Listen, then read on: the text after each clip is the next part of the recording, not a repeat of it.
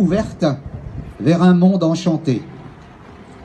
Chaque fois que l'on crée une bibliothèque, chaque fois que l'on crée une boîte à livres, chaque fois que l'on ouvre un livre, on ouvre une fenêtre par laquelle on s'évade grâce à cette faculté extraordinaire qu'est l'imaginaire.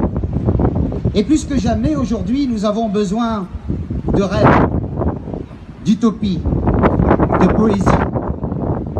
La lecture nous fait voyager, sans bouger, mais elle ouvre aussi l'esprit en nous construisant des passerelles vers la connaissance et le monde.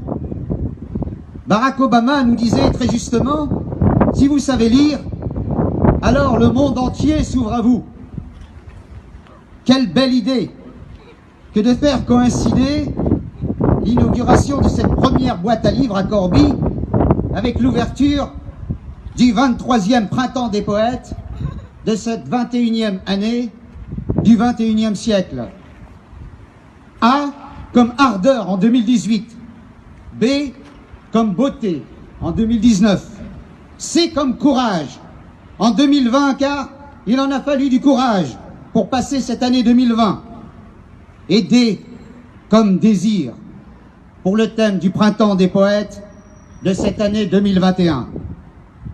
Après cet assainissement à résidence des confinements successifs, nous avons tant de désirs de contact, de convivialité, de désirs de liberté, d'un ailleurs, de voyage, de vagabondage, des désirs d'ouverture et d'imagination, des désirs éphémères ou des désirs durables, individuels ou terriblement contagieux, des désirs impérieux, des désirs tempérés, bref, des désirs fous, comme il existe un fol espoir et des amours éperdus.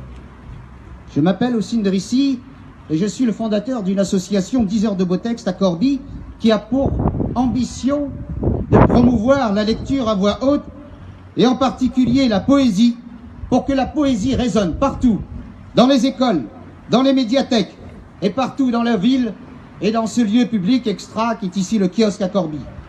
Je suis en bonne compagnie avec mes collègues de la compagnie Les Petites Madames, que l'on connaît bien à Corbie, et avec un enseignant du collège Eugène Lefebvre, Laurent Sauveau, qui nous ont concocté un super projet cette année et qui vous réserve une surprise. Mais avant de leur passer la parole, j'ai choisi pour vous, en ce début de printemps des poètes, toujours signe d'un renouveau, ce petit poème d'Alphonse de Lamartine. Alphonse de Lamartine est connu comme poète, dramaturge. Il nous écrit dans ses méditations ce petit texte qui a pour titre « Le papillon ».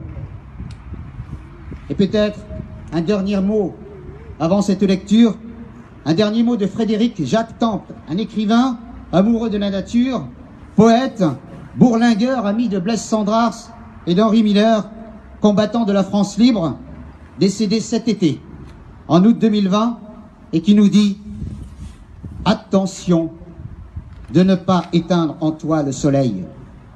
Attention de ne pas éteindre en toi le soleil. » Le papillon d'Alphonse de Lamartine.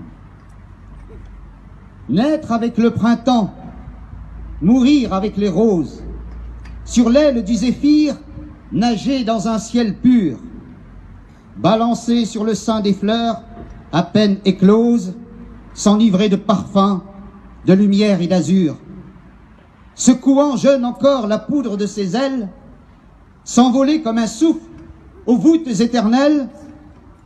Voilà du papillon, le destin enchanté.